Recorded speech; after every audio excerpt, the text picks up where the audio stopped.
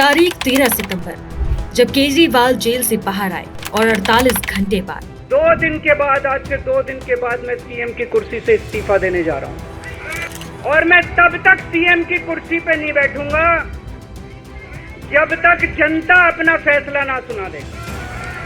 अगर आपको लगता है केजरीवाल ईमानदार है, मेरे पक्ष में वोट दे देना। सीएम केजरीवाल के इसी बयान के बाद दिल्ली की सियासत में सरगर्मियां बढ़ गई और सबके दिमाग में बस एक ही सवाल कि अब दिल्ली का सीएम कौन होगा।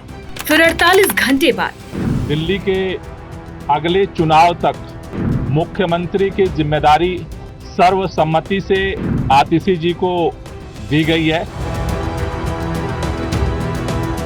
दिल्ली की सत्ता की चाबी अब आप नेता आतिशी के हाथ में होगी। आज आतिशी बतौर मुख्यमंत्री दिल्ली सीएम की शपथ लेंगी और दिल्ली विधानसभा चुनाव होने तक दिल्ली की मुख्यमंत्री रहेंगी।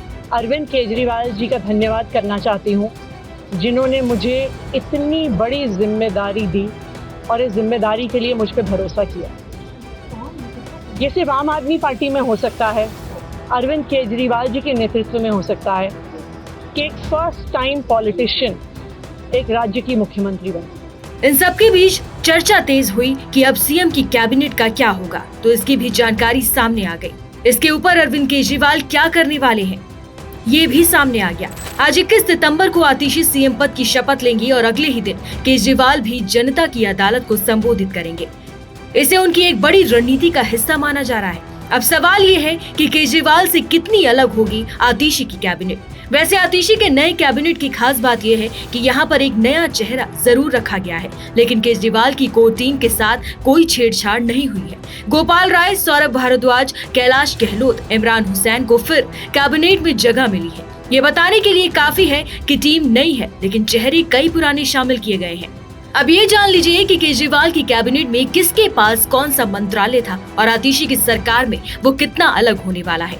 2023 में दिल्ली सरकार के मंत्रियों के पोर्टफोलियो में बदलाव किया गया था। इसी कड़ी में आतिशी को पब्लिक रिलेशन विभाग, महिला एवं विकास, लोक निर्माण विभाग, ऊर्जा, शिक्षा, कला संस्कृति एवं भाषा, पर्यटन, उच्च शिक्षा, प्रशिक्षण एवं तकनीकी शिक्षा एवं जनसंपर्क मंत्रालय व विभाग का कार्यभार सौंपा गया था। कैलाश गहलोत को विधि, न्याय एवं विधायी कार्य, परिवहन, प्रशासनिक सुधार, सूचना एवं प्रौद्योगिकी, राजस्व, वित्त, योजना, गृह विभाग आवंटित किया गया था। गोपाल राय को विकास, सामान्य प्रशासन विभाग एवं पर्यावरण, वन तथा वन्य जंतु विभाग दिया गया था। इमरान हुसैन को खाद्य एवं आपूर्ति, राजकुमार को गुरुद्वारा चुनाव, अनुसूचित जाति एवं अनुसूचित जनजाति, समाज कल्याण, सहकारिता, भूमि एवं भवन, श्रम उद्योग विभाग। आतिशी की कैबिनेट में बेशक चेहरे वही हैं, लेकिन एक नया नाम शामिल होने से सबके जहन में सवाल है कि आखिर ये कौन है और इस नए चेहरे को शामिल करने के पीछे आपकी क्या रणनीति है, वो आगामी चुनाव में साफ हो जाएगा।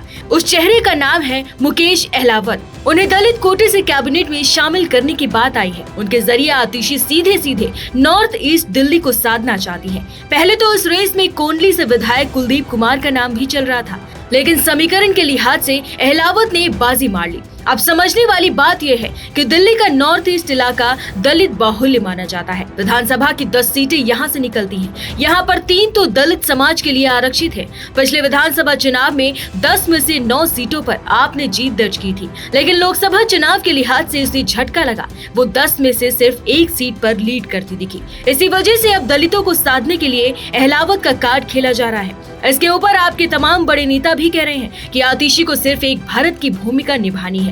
उन्हें तो एक अस्थायी सीएम के रूप में दिखाया जा रहा है। पार्टी का साफ संदेश है कि चेहरा अरविंद केजरीवाल ही रहने वाले हैं। सीएम कोई भी बन जाए, चुनाव में केजरीवाल के चेहरे पर ही वोट मांगे जाएंगे। ऐसे में बीजेपी तो आरोप लगा ही रही है कि दिल्ली में एक डमी सरकार चलने वाली है, जहां पर कहने को सीएम आतिशी रहेंगी, लेकिन रिमोट कंट्रोल केजरीवाल के हाथ में होगा।